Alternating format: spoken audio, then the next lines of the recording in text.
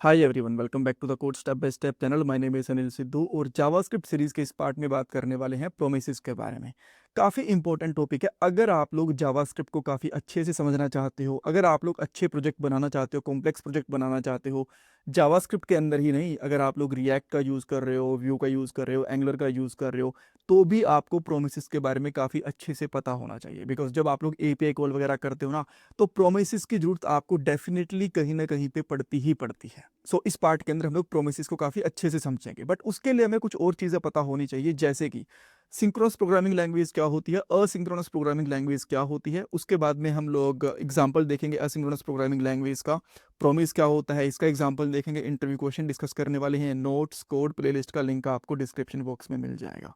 और यहाँ पे ना मैं इस प्लेलिस्ट की बात कर रहा हूँ, ये हमारी जावास्क्रिप्ट सीरीज की कंप्लीट प्लेलिस्ट है जो आपकी डेफिनेटली हेल्प करने वाली है फ्रंट एंड टेक्नोलॉजीज की जॉब में, प्रोजेक्ट में, इंटरव्यूज वगैरह के अंदर भी। और ये फ्रंट एंड टेक्नोलॉजी के अंदर रिएक्ट भी आती है, एंगुलर भी आती है, इवन व्यू जीएस भी आती है, रिएक्ट नेटिव वगैरह भी आता है। सो आपके लिए ये प्लेलिस्ट काफ़ी इंपॉर्टेंट है अगर आप लोग किसी भी फ्रंट एंड टेक्नोलॉजी के अंदर काम कर रहे हो तो।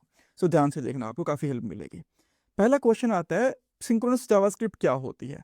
सिंक्रोनस का सिंपल सा मतलब ये होता है कि जो चीज़ लाइन बाय लाइन नहीं चलती। बेसिकली क्या है ना, जो जावास्क्रिप्ट है ये सिंक्रोनस प्रोग्रामिंग लैंग्वेज है, असिंक्रोनस नहीं है, सिंक्रोनस प्रोग्रामिंग लैंग्वेज है। बट अगर हम लोग चाहें तो कहीं कहीं पे इसको असिंक्रोनस बना सकते हैं। अब सिंक्रोनस का क्या मतलब होता है कि लाइन बाय लाइन एग्जीक्यूट होना और लाइन बाय लाइन ही उसका हमें रिजल्ट मिल जाना। अब मैं यहाँ पे आपको दिखाता हूँ, मैंने ऑलरेडी एक promise डॉट एचटीएमएल करके फाइल बनाई हुई है। लेट से स्क्रिप्ट के अंदर मैं यहाँ पे लिखता हूँ लेट ए, देन मैं यहाँ पे करता हूँ लेट बी, और मैं यहाँ पे कुछ वैल्यूज भी डाल देता हूँ। जैसे मैंने बी की वैल्यू डाल दी 20 और ए की वैल्यू डाल दी 10। देन यहाँ पे इस तरीके से आपने लेट सी ले लिया और इसकी वैल्यू डाल दी आपने 100। देन यहाँ पे क्या करा, एक लेट डी ले लिया और यहाँ पे कर दिया ए प्लस बी प्लस सी। ठीक है, और यहाँ पे हम लोग कंसोल डॉट लॉग कर रहे हैं और यहाँ पे डी को हम लोगों ने कंसोल करवा दिया। तो अब यहाँ पे जितना भी जो भी कोड लिखा हुआ है ना, ये सिंक्रोनस तरीके से एग्जीक्यूट होगा। सबसे पहले ए वाली जो लाइन है वो एग्जीक्यूट होगी, उसका हमें रिजल्ट मिल जाएगा। बी वाली लाइन एग्जीक्यूट होगी, उसका रिजल्ट मिल जाएगा। सी का रिजल्ट मिल जाएगा, डी का रिजल्ट मिल जाएगा। देन हमें जो ये नेक्स्ट लाइन है इसका रिजल्ट मिल जाएगा। तो ये होती है सिंक्रोनस प्रोग्रामिंग लैंग्वेज। बट कभी कभी जावास्क्रिप्ट के अंदर क्या हो सकता है ना, जो जहाँ पे हमें रिजल्ट मिलना होता है वो काफ़ी टाइम टेकिंग हो सकता है। सो यहाँ पे आपको एग्जांपल के समझाने की कोशिश करता हूँ। जो मान लो ये तीनों लाइन है ना पहले वाली, ये बहुत ही जल्दी जल्दी एग्जीक्यूट होगी, इनका हमें रिजल्ट भी मिल गया। जो डी है, मान लो, बस मानने की बात कर रहा हूँ, जो डी है ये थोड़ा सा टाइम टेकिंग है, बिकॉज यहाँ पे हम लोगों ने मैथमेटिकल ऑपरेशन लगा रखे हैं, एपीआई कॉल कर रखी है, कुछ भी कर रखा है इस लाइन के अंदर। बट ये काफ़ी टाइम ले रही है, 4-5 सेकंड का या फिर 10 सेकंड का टाइम ले रही है। अब इसके अंदर क्या होगा, तीन लाइन एग्जीक्यूट होने के बाद में अगर हम लोग इसकी एग्जीक्यूट होने का और इसके रिजल्ट आने का वेट करेंगे तो आपकी एप्लीकेशन काफ़ी स्लो हो जाएगी। बिकॉज 5-6 सेकंड 10 सेकंड तक जब तक इसका रिजल्ट नहीं आता, हमारी एप्लीकेशन वहीं पे रुकी रहेगी। तो इसी वजह से आपकी जो एप्लीकेशन है काफ़ी स्लो दिखेगी, यूज़र को उसको यूज़ करते टाइम मज़ा भी नहीं आएगा, और इसी वजह से जावास्क्रिप्ट भी आपकी काफ़ी स्लो हो जाएगी। इसका सोल्यूशन है असिंक्रोनस प्रोग्रामिंग। अब जावास्क्रिप्ट को आप ना कुछ इस तरीके से कर सकते हो कि अगर कोई कोड एग्जीक्यूट होने में और उसका रिजल्ट देने में थोड़ा बहुत टाइम ले रहा है, तो उसको हम लोग एक प्रॉमिस के अंदर डाल सकते हैं। अगर कोई कोड एग्जीक्यूट होने में और उसका रिजल्ट देने में थोड़ा टाइम लगा रहा है, तो उसको हम लोग बैकग्राउंड के अंदर एग्जीक्यूट कर सकते हैं। बैकग्राउंड के अंदर एग्जीक्यूट करने का मतलब क्या है कि जो आपका पूरा प्रोसेस है ना वो नॉर्मल चलता रहेगा। पहले ये वाली लाइन चली, ए वाला वेरिएबल एग्जीक्यूट हुआ, बी वाला, सी वाला, ये वाला एग्जीक्यूट हो गया, बट इसके रिजल्ट का वेट नहीं करा जाएगा बिकॉज इसको हम लोगों ने बैकग्राउंड के अंदर रन कर दिया। अब जो हमारे पास एग्जीक्यूशन है वो नेक्स्ट लाइन के ऊपर चला जाएगा। और इस तरीके से क्या होगा, जो टाइम टेकिंग चीज़ है वो बैकग्राउंड के अंदर रन होती रहेंगी और आपकी एप्लीकेशन अच्छे तरीके से फास्ट और काफ़ी स्मूथ काम करेगी। ठीक है, अब आपको समझ में आ गया कि ठीक है, हम लोग किसी चीज़ को बैकग्राउंड के अंदर रन कर सकते हैं। और जब हम लोग किसी चीज़ को बैकग्राउंड के अंदर रन कर देते हैं तो उसको बोल देते हैं कि ये असिंक हो गई, बिकॉज ये अब सिंक्रोनाइज नहीं रही। ठीक है, असिंक हो गई, ये वाला पार्ट बाद में रिजल्ट देगा हमें। बट इसका एक डिसएडवांटेज ये बनता है, मान लो जो लाइन नंबर 13 है ये थोड़ा डिले कर रही है एग्जीक्यूट होने में और इसका रिजल्ट देने के अंदर, तो जो इससे नेक्स्ट लाइन है वो भी प्रॉपर रिजल्ट नहीं देगी। रीजन इसका ये है बिकॉज जो डी है हम लोग यहीं से निकाल रहे हैं। तो इसका हम लोग क्या करेंगे, इसको हम लोग क्या करते हैं, इसको चला देते हैं बैकग्राउंड के अंदर, और जब इसका रिजल्ट आ जाता है उसके बाद इस लाइन को एग्जीक्यूट करते हैं। और ये आपका सब कुछ करने में आपकी हेल्प करता है प्रॉमिस। ठीक है, प्रॉमिस क्या करेगा, ये आपको प्रॉमिस देता है कि जो भी आप लोग बैकग्राउंड के अंदर चला रहे हो ना, उसका जैसे ही रिजल्ट मिलेगा उसके बाद मैं जो आपको कोड एग्जीक्यूट करना है उस कोड को एग्जीक्यूट करवा दूंगा। ये बेसिकली हमें एक प्रॉमिस देता है कि जो भी आप लोगों ने मुझे कोड रन करने के लिए दिया है, इसका मैं आपको रिजल्ट रिटर्न डेफिनेटली करूंगा ही करूंगा। और इसी वजह से हम लोग इसको बोलते हैं प्रॉमिस, बिकॉज ये वादा कर देता है कि भाई जो आपने मुझे कोड दिया है ना, जैसे ही इसकी एग्जीक्यूशन फिनिश हो जाएगी, रिजल्ट आ जाएगा, मैं आपको इसका रिजल्ट रिटर्न करके दे दूंगा। ठीक है। अब ये प्रोमिस काम कैसे करते हैं और कैसे इनका जो रिजल्ट होता है उसको मैं यूज में लेके आना चाहिए, सब कुछ इस पार्ट के अंदर मैं आपको बताऊंगा। ठीक है। सो मैं यहाँ पे क्या करता हूँ, सो मैं एक सिंपल सा यहाँ पे कांस्टेंट ले लेता हूँ जिसका नाम यहाँ पे रख सकता हूँ प्रॉमिस, बहुत ही आसान है। और यहाँ पे कर देंगे न्यू प्रॉमिस। जो हम लोग ये न्यू प्रॉमिस करते हैं ना, ये प्रॉमिस को बनाने का तरीका होता है, और ये एक कॉल बैक लेता है इस तरीके से। और कॉल बैक के अंदर एक फंक्शन जाएगा डेफिनेटली, अगर कॉल बैक है तो क्या कॉल बैक फंक्शन ही होगा। और इसके अंदर आपके दो पैरामीटर रहते हैं। ठीक है। एक होता है आपका रिजॉल्व, नाम आप कुछ भी रख सकते हो, मैं आपको बता रहा हूँ, एक रिजॉल्व और एक होता है रिजेक्ट। अब रिजोल्व का मतलब है कि जो आपने यहाँ पे इसके अंदर लिखी चीज वो अगर प्रॉपर्ली रिजोल्व हो गई तो आप इसका रिजल्ट दे दोगे कि भाई ये प्रॉपर्ली चीज रिजोल्व हो चुकी है। मान लो कोई भी काम कर रहे हैं, उसने प्रॉपर तरीके से आउटपुट नहीं दिया जो हमें आउटपुट चाहिए था, तब हम लोग कह सकते हैं कि जो प्रॉमिस है रिजोल्व होगा, रिजेक्ट कर दिया इसने। ठीक है, ये चीज होती है। और देन हम लोग यहाँ पे क्या करते हैं, अब टाइम का डिले लिखने के लिए मेरे पास यहाँ पे कुछ कोड है, तो मैं सेट टाइम आउट का यूज कर लेता हूँ। सेट टाइम आउट, मैंने ये यूज कर लिया, और ये मुझे 2 सेकंड बाद में रिजल्ट देगा। अभी आपके पास ना कुछ क्वेश्चन आए हैं कि यार ये तो फिक्स है, इसी का यूज बाहर ही कर लेते हैं, प्रॉमिस की यूज करने की जरूरत का, डोंट वरी, सब कुछ मैं आपको बताऊंगा, बट समझो एक बार से। और मैं यहाँ पे क्या करता हूँ, यहाँ पे कर देता हूँ रिजॉल्व, जो हमारे पास ये पैरामीटर था, और ये अपने आप में एक फंक्शन होता है। इसके अंदर मैं यहाँ पे डाल देता हूँ कोड एग्जीक्यूटेड, ये चीज बन गई। अब ये हमारे पास एक प्रॉमिस बन गया। अब हमें पता है कि यहाँ से हमें ये वाली चीज मिलेगी जो हम लोगों ने यहाँ पे लिखी है, तो ये रिजोल्व होगी या फिर रिजेक्ट होगी, ये चीज तो हमें पता है। बट जो इसका रिजल्ट आएगा वो हम लोगों को मिलेगा कैसे, जो कोड एग्जीक्यूटेड है या फिर यहाँ पे कुछ भी मिल रहा है वो हमें मिलेगा कैसे, अब इसको हम लोग गेट कैसे करेंगे। इसके लिए ये आपने जो प्रोमिस बनाया है इसको रिजोल्व भी करना होता है। प्रोमिस डॉट देन ये यूज करोगे, और ये भी एक कॉल बैक फंक्शन लेता है। और इसका आप लोग लिख सकते हो जैसे कि रिजल्ट ले लिया, या फिर जो भी आप इसका लिखना चाहो वो लिख सकते हो, और यहाँ पे करोगे कंसोल डॉट लॉग रिजल्ट। ठीक है, अब इसको हम लोग एग्जीक्यूट करके देखते हैं। ठीक है, क्वेश्चन होंगे आपके पास, डोंट वेरी, मैं सब कुछ आपको बताऊंगा अच्छे से, बट एक बार समझो। मैं प्रॉमिस को यहाँ पे रन करता हूँ, इसको इंस्पेक्ट एलिमेंट में लेके जाता हूँ, और इसको मैं यहाँ पे रिफ्रेश करता हूँ। देखो 2 सेकंड बाद में हमें यहाँ पे क्या मिल गया, कोड एग्जीक्यूटेड, और ये यहाँ से मिला है। अगर मैं इसको कंसोल डॉट लॉग को कमेंट आउट कर दूँ, अब करूँ, तो यहाँ पे कोई भी हमें चीज़ मिलेगी, हियर वी गो। ठीक है, अभी हमें कुछ भी नहीं मिल रहा है। अब मैं आपको एक बार फिर से इसको एक्सप्लेन करने की कोशिश करता हूँ, बाद में एक और एग्जांपल दूंगा। तो यहाँ पे हम लोगों ने क्या करा, कोई ऐसा कोड डाला जिसको एग्जीक्यूट होने के अंदर कुछ भी टाइम लग सकता था, 1 सेकंड, 2 सेकंड, 10 सेकंड, 15 सेकंड। और जैसे ही वो कोड एग्जीक्यूट होगा, ये हमारा प्रॉमिस हमें रिटर्न रिजल्ट रिटर्न करेगा, और हम लोग इस रिजल्ट को हम लोग यहाँ पे गेट कर लेंगे।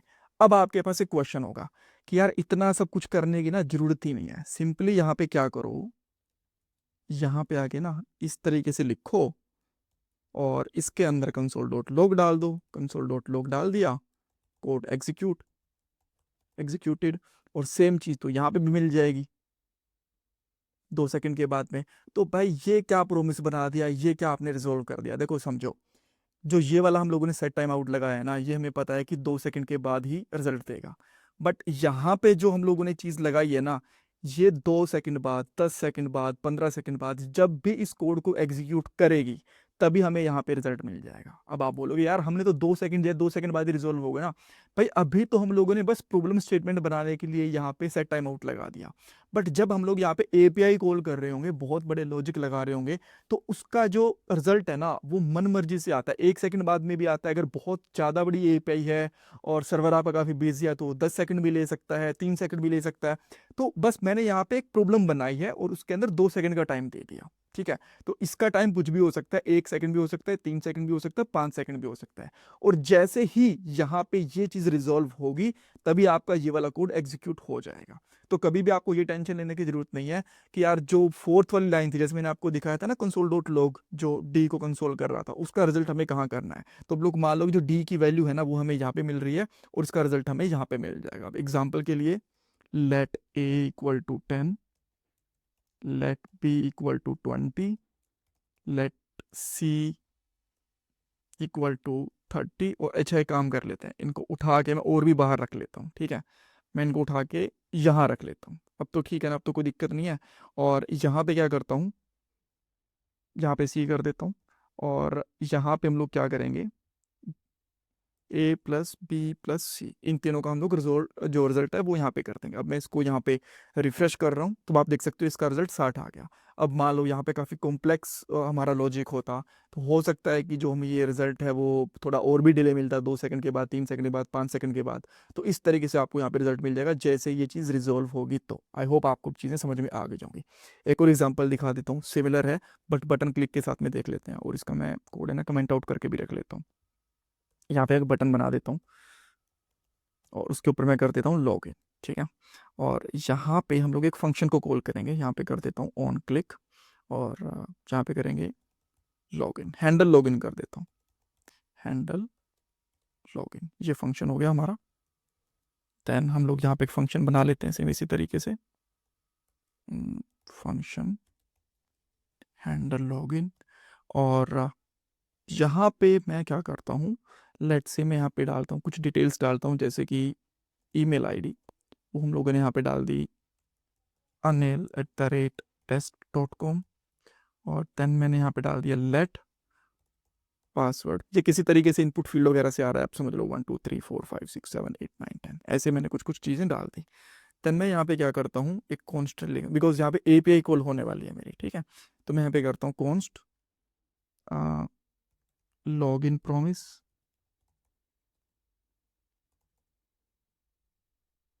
और यहाँ पे करेंगे न्यू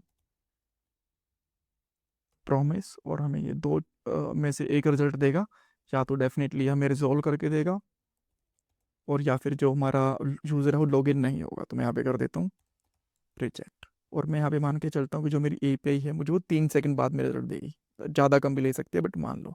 और यहाँ पे रिजॉल्व करने के बाद हम लोग क्या करेंगे, यहाँ पे कर देंगे लॉगिन, लॉगिन ट्रू, जो यूज़र है वो लॉगिन ट्रू हो गया।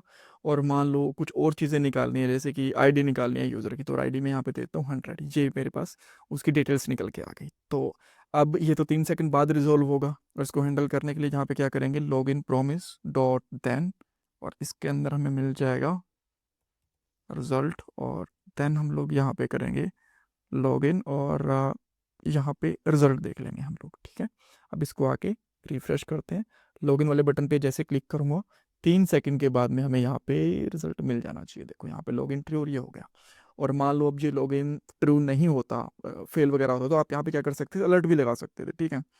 रिजल्ट डॉट लॉगिन, अगर ये ट्रू है तो यहाँ पे अलर्ट वगैरह करवा दो, यहाँ पे करवा दो गो टू प्रोफाइल पेज की, उसको प्रोफाइल वाले पेज के ऊपर ले जाओ, ठीक है। और या फिर यहाँ पे अलर्ट करवा दो, और यहाँ पे कर दो ट्राई अगेन, जो भी आप मैसेज देना चाहो वो दे सकते हो। मैं इसको रिफ्रेश करता हूँ, और मैं यहाँ पे करता हूँ log in, I will see result मेरा यहाँ पे आ गया गो टू प्रोफाइल पेज के, अब उसको प्रोफाइल के ऊपर रिडायरेक्ट कर देगा।